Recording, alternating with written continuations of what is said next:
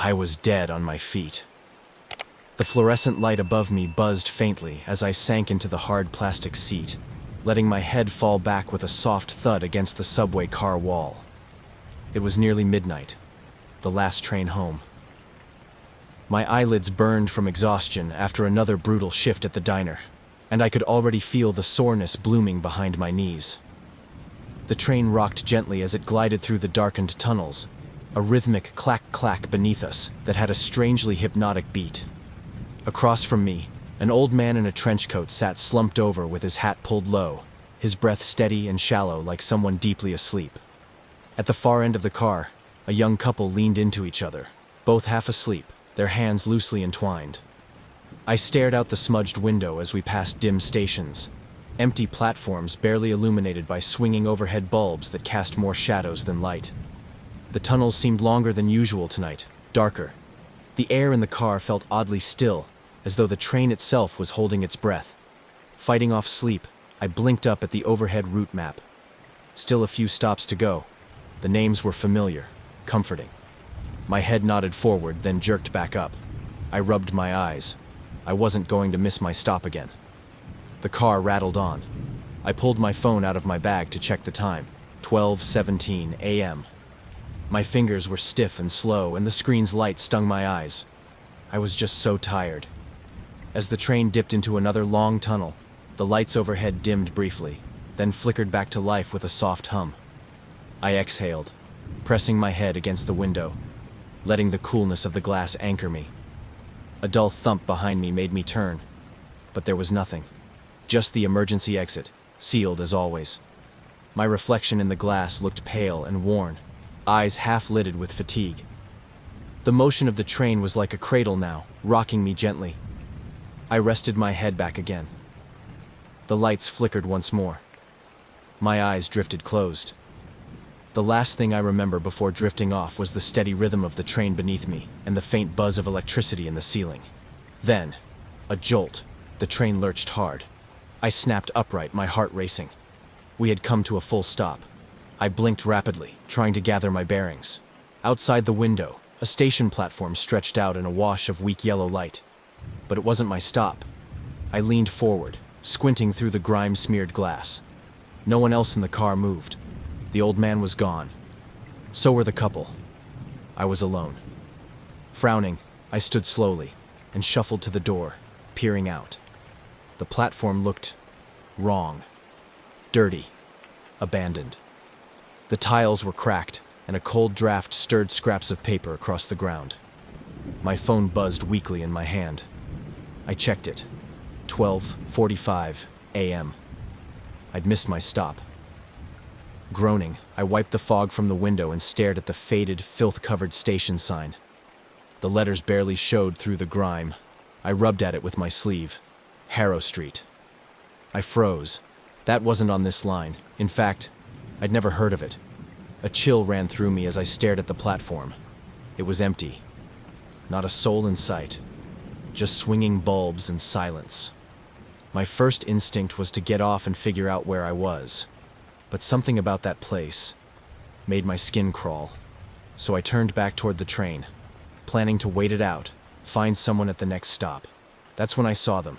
The seats that had been completely empty just seconds ago were now filled. Row after row of people. But no one had gotten on, and none of them moved. I hadn't heard a sound. My blood ran cold. I stood frozen in the doorway, staring in silence. Then the train doors hissed shut behind me, and I was trapped inside with them. My eyes stung as I blinked away the sleep, my head still foggy from whatever kind of half-dream I'd just slipped out of. The train wasn't moving. I sat upright, immediately aware of the stillness in the car. The couple at the far end? Gone. The old man in the trench coat? Gone too. Just me now. My heart ticked a little faster in my chest. I looked out the window beside me. The train had stopped at a station I didn't recognize. It was shrouded in a dim, sickly light that flickered in slow pulses, as if the station itself was trying to stay awake. The shadows cast by the columns stretched long and twisted along the grime-streaked tiles. I pulled out my phone to check the time. 12:45 a.m. I'd missed my stop. Damn it, I muttered under my breath, trying to shove away the creeping unease clawing up my spine. Rising slowly from my seat, I stepped toward the doors and pressed my face to the glass. The platform outside was deserted. No signs of movement, not even the scurry of a rat or the rustle of air. The silence felt dense, like it had settled here long ago and forgotten to leave. There was a name on the far wall above a cracked bench, a rusted sign coated in grime. I wiped at the glass first, but the name wouldn't come clear. So I stepped closer, raised my sleeve, and rubbed the window hard. Harrow Street. I froze. I'd lived in the city my whole life, worked late shifts more nights than I could count. I knew this subway line backward. There was no Harrow Street. The hairs on my arms lifted. I took a small step back from the door. Maybe it was an old station, decommissioned. Maybe they'd rerouted the line. Maybe it was nothing. Maybe I was dreaming. The doors hissed open with a soft rush of air. A chill swept in that carried no scent of life, only dust and metal. I stayed rooted to the threshold. "Hello?" I called out, my voice sounding much smaller than I intended. It echoed. Once, twice, then silence. The platform remained still. Paint peeled in long strips from the columns. A discarded newspaper skittered across the ground, chased by a faint breeze I couldn't feel from where I stood. Something about the station felt wrong. Not just abandoned, forgotten, like the air itself hadn't been disturbed in years. I hesitated, foot hovering over the platform. Every instinct screamed at me not to step off the train. "No," I whispered to myself, shaking my head. "I'll stay on. I'll ask the conductor at the next stop. There's got to be someone driving this thing." Relieved by my decision, I turned back to re-enter the car and stopped dead. The seats, they were full. Rows and rows of passengers now occupied the car. Where seconds ago there had been nothing but empty plastic and flickering light, now sat dozens of silent figures. They hadn't been there before. I know they hadn't. My breath caught. I hadn't seen anyone step on. I hadn't heard a sound. And yet here they were, still, unmoving. Their heads were bowed or tilted away, their skin pale, waxen. Their clothes, old, not vintage, not stylish, just old. Dusty coats, threadbare suits, faded dresses with yellowed lace and buttons like bone. Directly in front of me, near the door, sat a woman in a moth-eaten shawl, her chin tucked to her chest. In her lap rested a crumbling bouquet of lilies, petals browned at the edges. She didn't look up. None of them did. I stood frozen on the threshold. Every breath I took felt like it echoed, and I didn't dare step forward. Something in me said, "If they know you're here, they'll turn." But I couldn't stay outside either. I had to move, had to find someone, had to make sense of this. So I slipped back onto the train as quietly as I could, keeping close to the wall, eyes scanning every single motionless figure.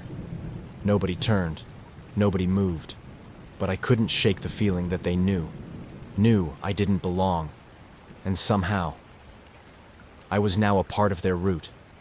I didn't move at first. I just stood in the train's doorway, staring at the passengers who hadn't been there moments ago. I didn't blink. I didn't breathe. How had they gotten there? Dozens of them, men and women, scattered throughout the car, occupying every seat with eerie precision. Not a word, not a shift, not the sound of breathing among them. The air in the train had changed. It felt stale, old. I took a cautious step forward, eyes darting from face to face. Most of them weren't facing me. Some sat with their heads hung low, others staring forward blankly, as if watching a movie only they could see. Their clothes looked like something from another century. Faded suits, high collars, threadbare wool coats, silk gloves yellowed with age. Dust clung to their shoulders. Their skin was pale. Still, too still. And then I saw her, right near the door. A woman hunched forward slightly, her hands trembling in her lap, though the rest of her body didn't move at all. She was clutching a bouquet, Lilies, wilted and faded. Their petals curled like paper. Her face was hidden beneath a veil, her posture bent in permanent mourning. Something about her presence made my stomach twist. I whispered, "Excuse me?" But no one turned. The train shuddered softly, as if waking up again. The lights overhead flickered once, twice, then steadied. I squeezed past the woman with the flowers, trying to make my way down the aisle. My hands were shaking. I gripped the back of each seat as I passed. None of them moved. My eyes scanned the faces. Sunken cheeks, hollow stares. Mouths slightly open, as if about to speak, but frozen in time. Then I saw him, midway through the car, standing perfectly still in the aisle. The conductor. Or at least, something dressed like one. He was tall, towering even, wearing a vintage uniform with brass buttons and a cap that shadowed his face. I could barely see beneath the brim, but what I could see chilled me. His skin was gray, dry-looking, stretched thin across sharp bones. His eyes were wide open, but blank. No light, no focus, no life. He didn't move. He didn't even breathe. I edged around him slowly, murmuring a soft "sorry," as if I could somehow offend him with my presence. No response. But the coppery smell hit me then, sharp, metallic, clinging to the back of my throat. I gagged and pressed a hand to my mouth. It smelled like blood, old blood, dry, soaked into the walls kind of blood. Panic began to claw at my chest. I stumbled toward the door at the front of the car, where the intercom was mounted. Maybe I could call the conductor. Maybe this was all some twisted prank, a hallucination from sleep deprivation, something explainable. I reached for the button. But before I could press it, a hand wrapped around my wrist, ice cold, fingers like stone. I screamed and twisted around. It was him, the old man in the trench coat, the one who had been sleeping across from me earlier. Now he was standing inches from me, gripping my arm with unnatural strength. His skin was chalk white, his lips dry and cracked, and his eyes were white, cloudy, sightless. "You shouldn't be here," he rasped. The voice felt like it came from under the ground. I tried to yank away, but he held tight. "You weren't supposed to come this far." Around us, something began to shift. I heard it first. A soft rustle, a whisper, a shuffling of limbs and fabric. Then I felt it. A cold draft, like the exhale of a tomb. Then, one by one, the other passengers began to move. Heads turned. Slowly. Lifeless eyes focused on me. Some had milky whites. Some had no eyes at all. Just empty sockets that stared into nothing. Into me. They were all looking now. Every single one. The woman with the lilies tilted her head. The conductor's neck creaked as he slowly shifted his gaze. The old man tightened his grip. "Don't let go," he whispered. Then the lights went out. The lights died. Just like that, with a hollow click and a buzz, the entire car was swallowed in darkness. I froze. I couldn't see the old man anymore. Couldn't see the passengers. Couldn't see anything. Only silence, thick and paralyzing, except for the pounding of my heart, thudding so loudly in my ears it sounded like someone banging on the inside of my skull. Then came the whispers, soft at first, just on the edge of hearing. They drifted through the dark like smoke, dozens of voices overlapping, whispering my name. Mira. Mira. Mira. Mira. Mira. The voices weren't quite human. There was something hollow in them, something stretched and warped, like speech run through a broken tape recorder. I squeezed my eyes shut because I couldn't bear to keep them open.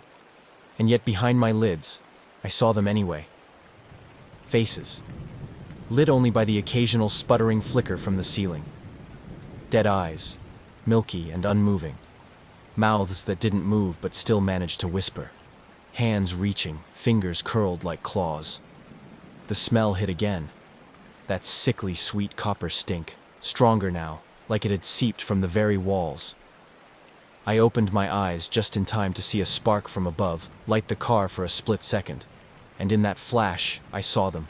every single one of them. Turned toward me, standing now, silent, staring. No breathing, no blinking, no noise except the building wave of whispers. I stumbled backward, colliding with a pole, gasping for breath. My hands were trembling so violently I almost dropped my phone. The old man was still there, just inches from me, still gripping my wrist with that ice-cold hold. "You weren't supposed to board this train," he said again, voice raspier now, as though the words themselves were dust. I yanked my arm free. His fingers felt like brittle bone. He didn't stop me. None of them moved, until I did. As I bolted down the aisle, something changed in the sound.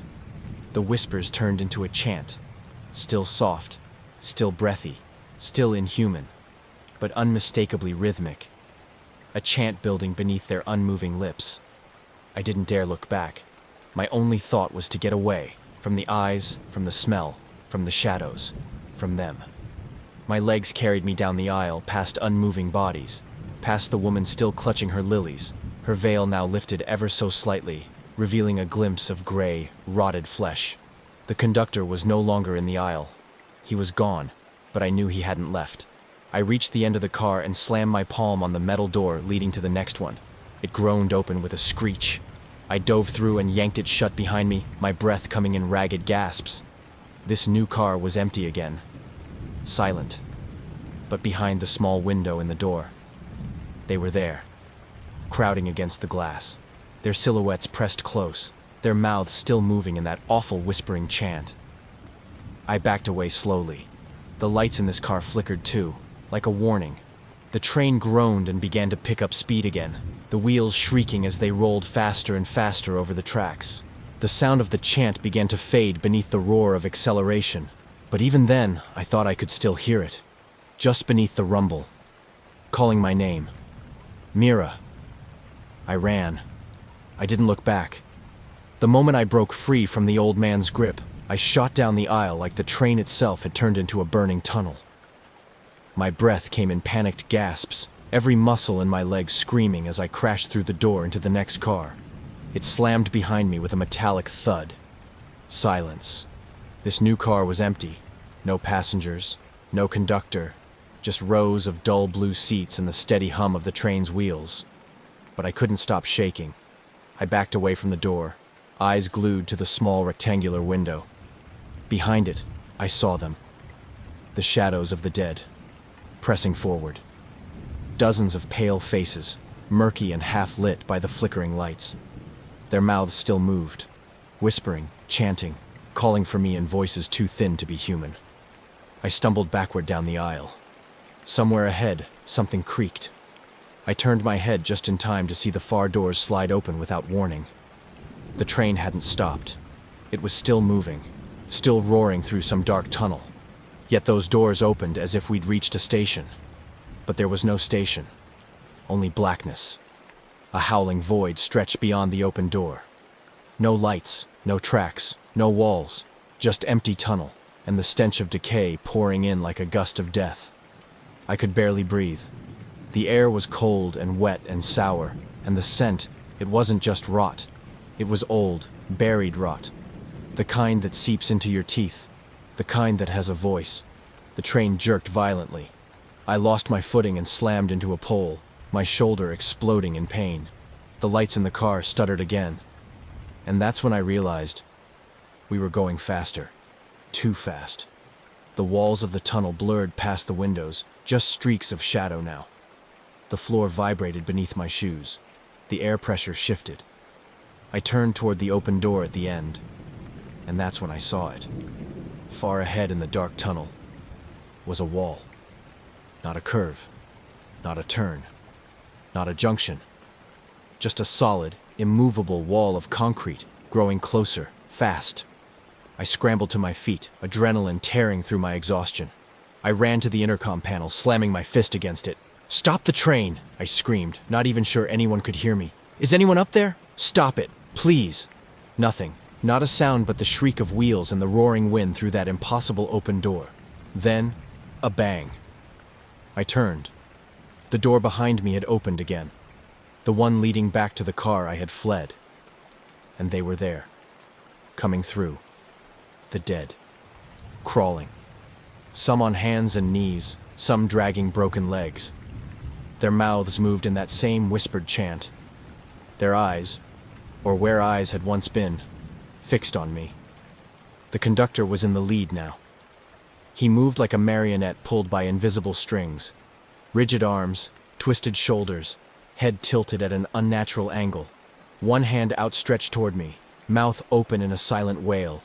No sound, just motion. And behind him, the woman with the lilies, petals falling one by one as she drifted forward like she was being carried by wind that didn't exist. I had nowhere to run, nowhere to go. The tunnel ahead ended in a wall. The car behind was filling with the dead. So I did the only thing I could. I grabbed one of the overhead straps, held on tight. I squeezed my eyes shut, just as the roar became a scream. Metal on metal, like the entire train was being torn in half. I felt the impact in my bones. The world erupted. A crash so loud it wasn't sound anymore. It was just pressure. My feet lifted from the floor. I was flying, then falling, then nothing. I remember the moment before the crash more vividly than the crash itself. The silence.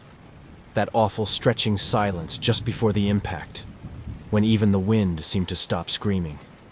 My fingers were clenched so tightly around the overhead strap that I couldn't feel my hands anymore.